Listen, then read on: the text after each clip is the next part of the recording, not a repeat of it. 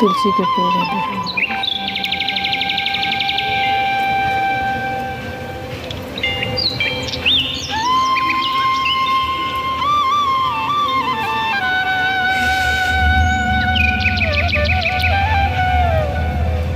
सूरज जल चढ़ाए शुक्र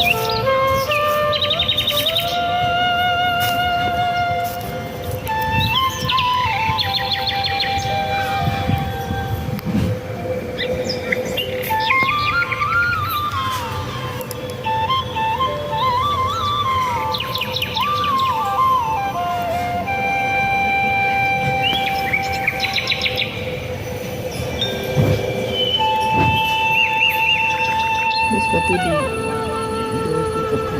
प्राचीन काल में एक बहुत ब्राह्मण था। उनको कोई संतान नहीं रहती थी। वह नित्य पूजा पाठ करता, परंतु उसकी स्त्री बहुत मलिनता के साथ रहती थी। वह स्नान करती और किसी देवता का पूजन करती। प्रातः काल उठते ही प्रथम भोजन करती, बाद में कोई अन्य कार्य करते थे। ब्राह्मण देवता बहुत ही दुखी रहते थे। पत्नी को बहुत ही समझाते, किंतु उनका कोई परिणाम न निकलता। भगवान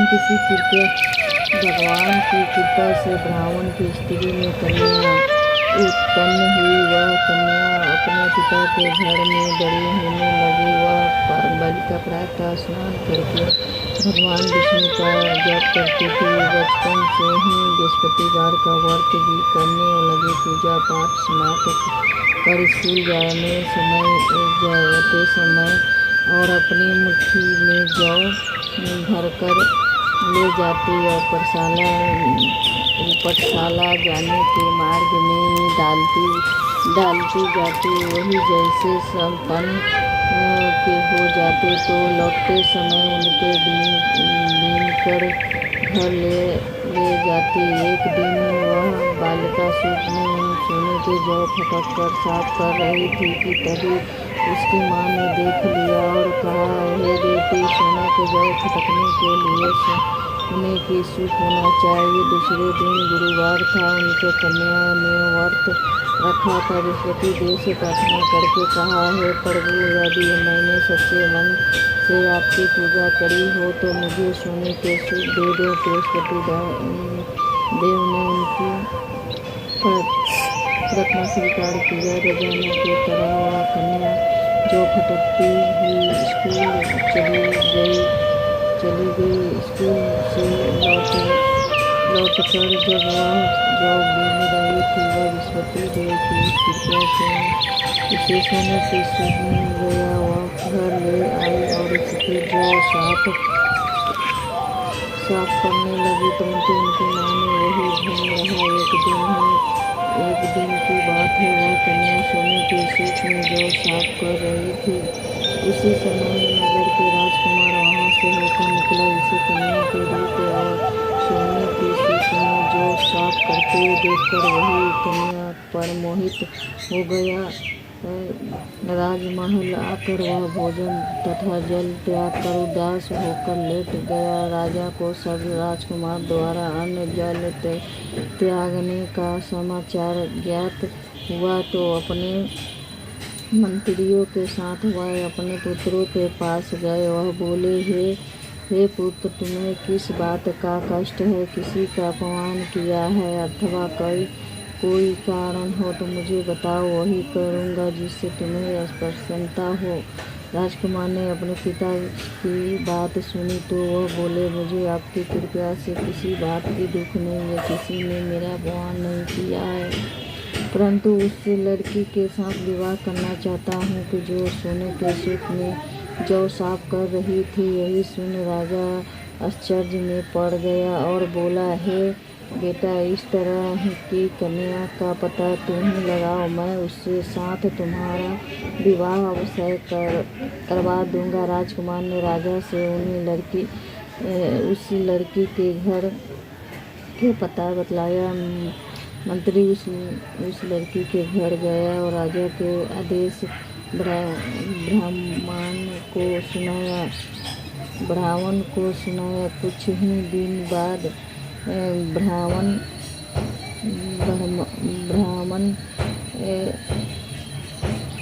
की कन्या का विवाह राजकुमार के साथ संपन्न हो गया। कन्या के घर में जाते उस ब्राह्मण देवता के घर में पहले से भक्ति गरीबी निवास हो गया। अब भोजन के लिए भी अन्न बड़ी मुश्किल से मिलता था। एक दिन दुखी होकर ब्राह्मण अपनी पुत्री से मिलने गया। बेटी ने पिता के दुखी का अर्थवा को देखकर और अपनी माँ को समाचार पूछा। ब्राह्मण ने सभी हाल कहा। कन्या बहुत सा धन देकर अपने पिता को विदा कर दिया। इस तरह ब्राह्मण ने कुछ समय सुखपूर्वक व्यतीत हुआ, लेकिन कुछ दिन बाद फिर वही हाल हो गया। ब्राह्मण ने फिर अपनी कन्या के यहाँ गया और सभी हाल कहा तो पुत्री बोली, हे पिताजी, आप माताजी को यहाँ पर लिवा आइए, उन्हें ही विधि बता दूंगी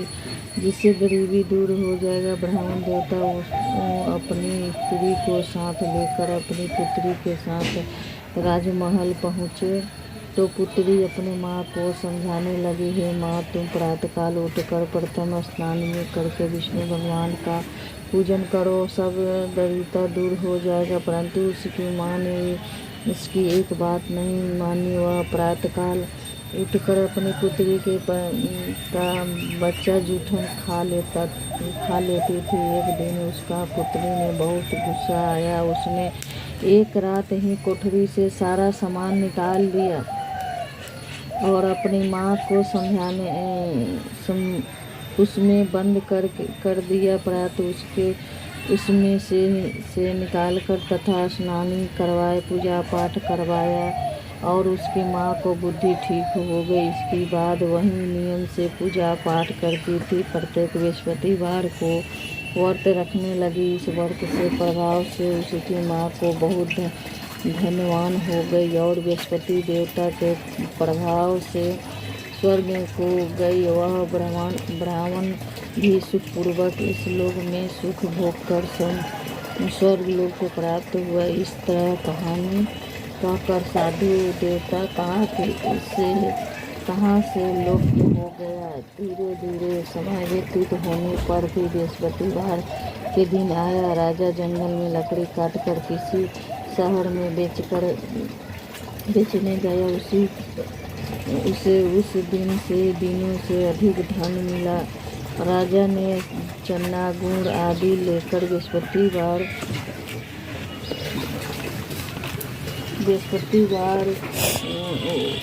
का व्रत किया। उसने दिन के उसी सभी कलेश दूर हो गया। परंतु जब अगले गुरुवार का दिन आया तो वह बृहस्पतिवार को व्रत करना भूल गई। इस कारण बृहस्पति भगवान नाराज हो गए। उसी दिन उसी नगर को राजा को विशाल यज्ञ का योजना किया था। अपने समस्त राज्य में घोषणा करवा दिया कि कोई भी मनुष्य अपने घर में भोजन न करे तथा आग भी न जलाए। समस्त लोग मेरे यहाँ भोजन करने आवे, इसे आज्ञा को जो न मानेगा उसका फांसी की सजा दिया जाएगी। राजा की आज्ञा अनुसार राज्य में के सभी वासी राज्यों को भोजन में सम्मिलित हुए, लेकिन लकहार कुछ देर बाद पहुंचा, इसलिए राजा को अपने साथ महल में ले गए। जब राजा लकहारों को भोजन करवा रहे थे तो रानी की दृष्टि उस खूंटी पर पड़ी जिस पर उसका हार लटका हुआ था। उसे हार खूंटी पर लटका दिखाई दिया। रानी ने निश्चय हो गया कि मेरा हार इसी लकहार ने चुरा लिया है। उसी समय सैनिक बुलाकर उसके जेल में डलवा दिया। जब लकहार जेलखाने में गया तो बहुत दुखी होकर विचार करने लगा कि न जाने कौन सा पूर्व जन्मों की कर्म से मुझे ये दुख प्राप्त हुआ है, और उसी साधु को याद करने लगा जो जंगल में मिला था। तत्काल बृहस्पति देव साधु के रूप में प्रकट हो गए और उसी की दशा देखकर कहने लगा, अरे मूर्ख, तूने बृहस्पति देव की कथा नहीं कही, इसी कारण तुझे दुख प्राप्त हुआ है। जिसे चिंता मत करो। बृहस्पतिवार के दिन में जेलखाने के दरवाजे पर 4 पैसे पड़े मिले। या उसी बृहस्पति देव की पूजा करने तेरी कष्ट दूर हो जाएगा। अगले बृहस्पतिवार उस जेल के द्वार पर 4 पैसे मिले। राजा ने पूजा सामान मंगवाकर कथा कही और प्रसाद बांटा। उसी रात्रि में बृहस्पति देव ने नगर के राजा को सपने में कहा कि हे राजा, तूने जिस आदमी को जेलखाने में बंद किया है वह निर्दोष है, वह राजा है, उसे छोड़ देना। रानी का हार उसी खूंटी पर लटका हुआ है। अगर ऐसा नहीं करेगा तो मैं तेरे राज को नष्ट कर दूंगा। राजा प्रातःकाल उठा और खूंटी पर हार टांगा देखकर लकहारों के बुलाकर क्षमा मांगी तथा राजा से योग्य सुंदर वस्त्र आभूषण भेंट कर विदा किया।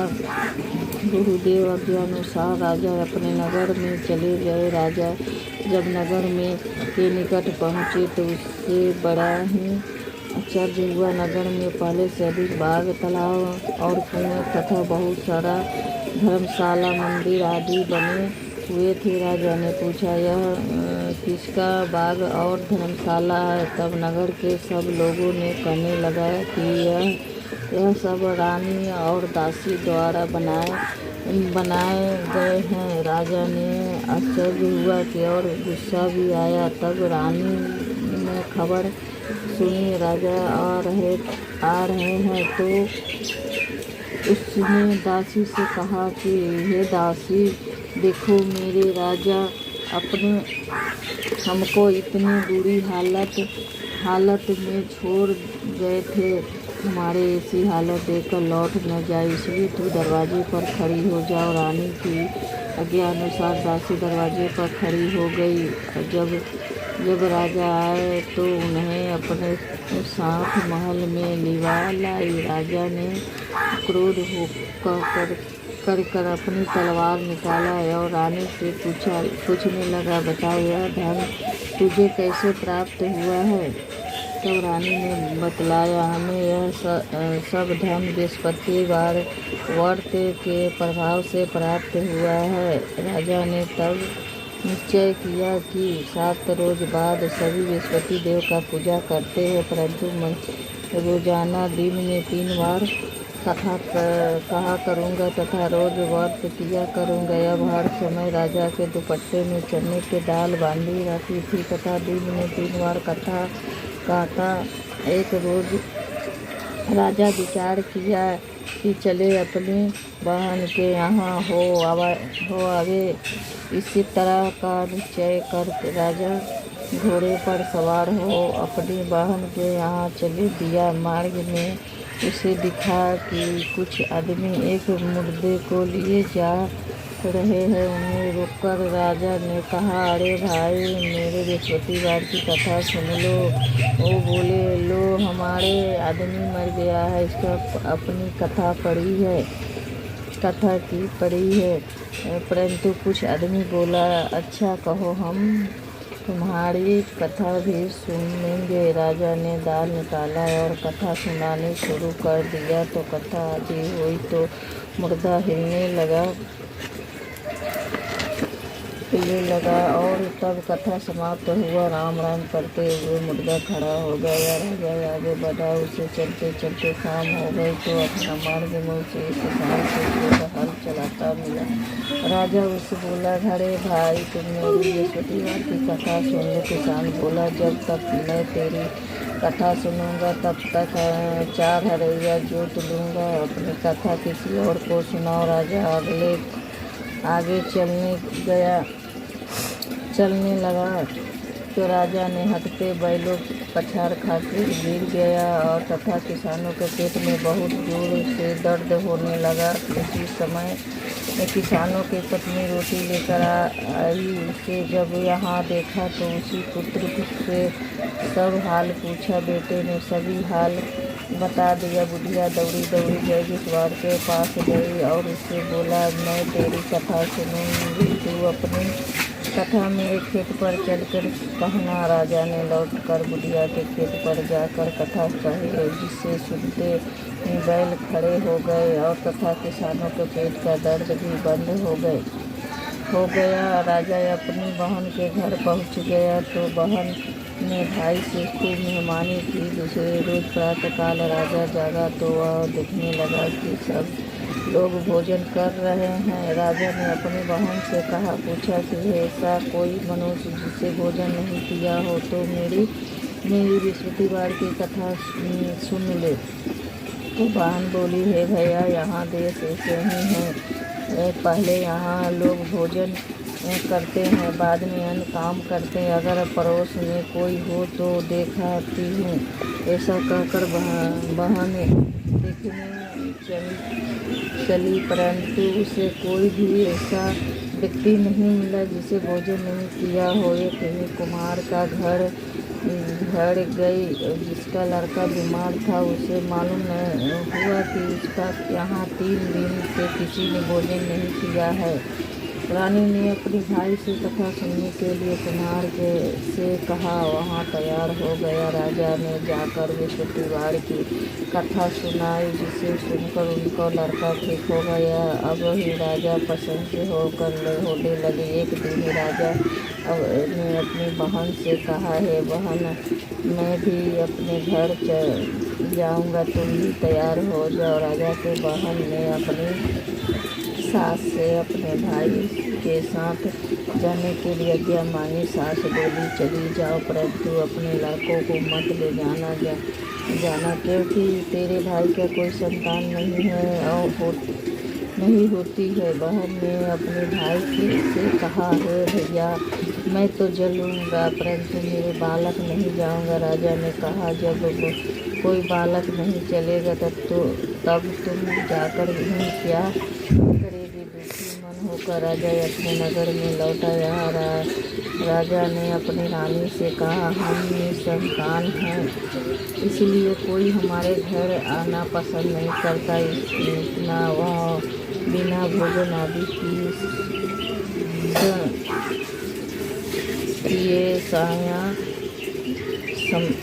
सया पर लेट गया।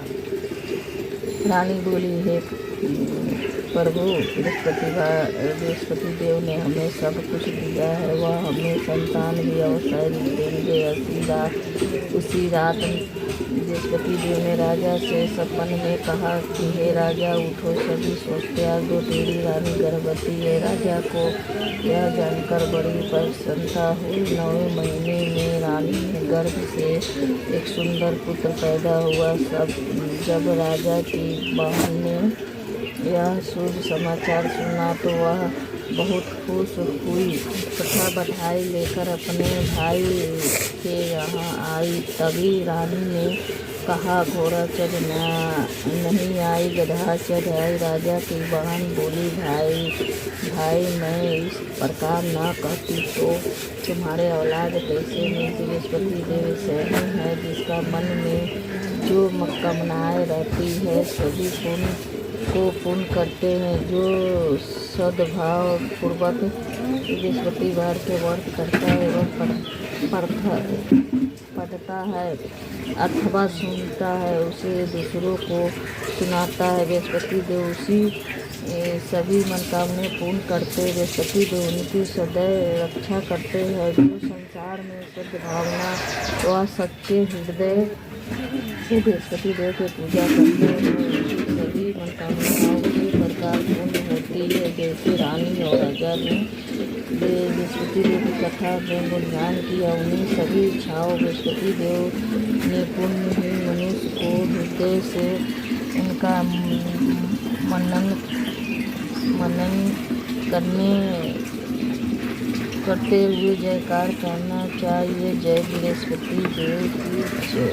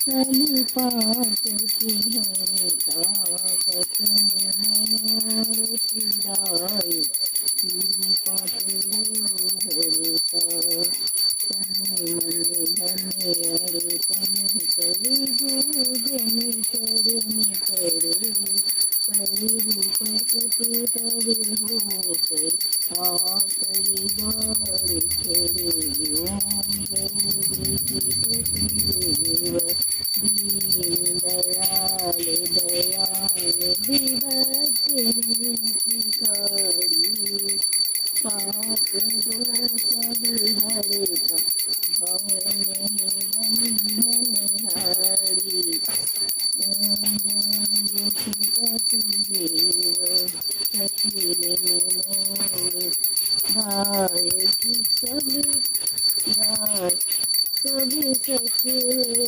हारी विसर्ग कारण गाओ संतन के सुखकारी ओम जय बृहस्पति देव जो कोई आरती में सही पी जावे जठन युवा कर सोन के फले ओम जय बृहस्पति देव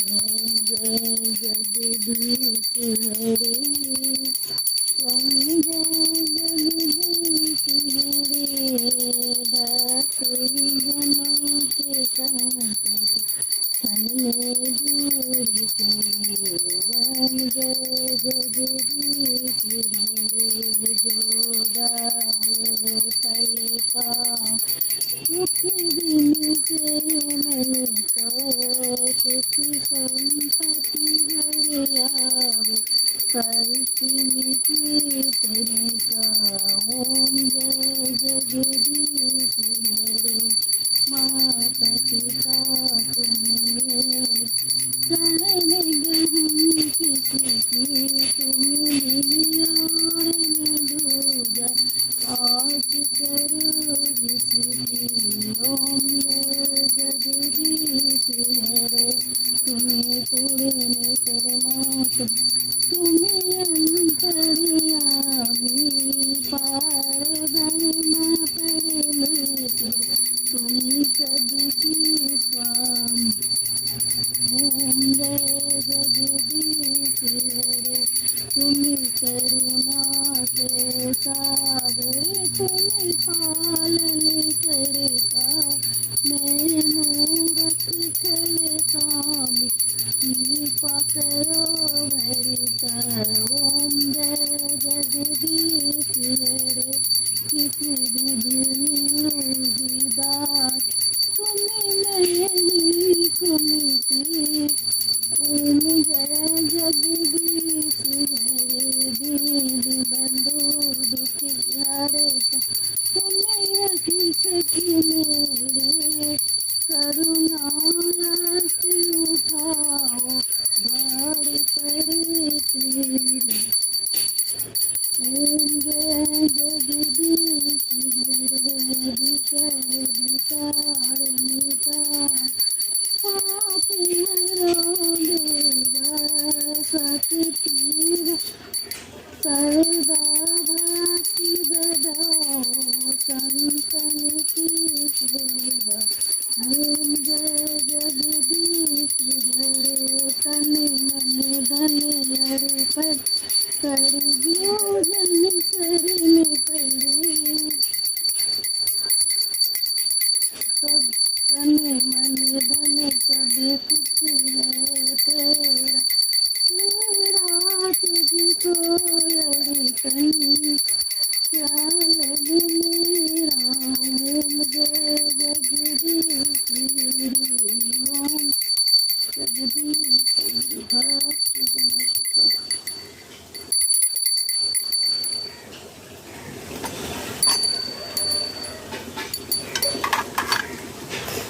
संकेत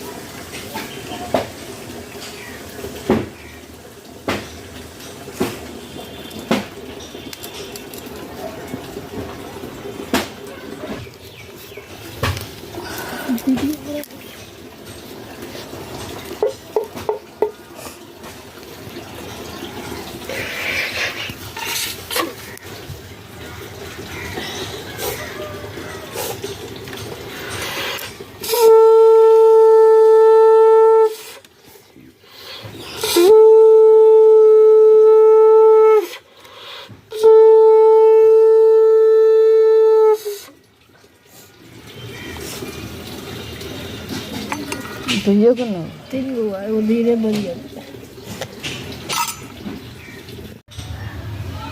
ले दोस्तों देखिए, बृहस्पतिवार कथा है, प्रभु पूजा है, देख सकते हैं।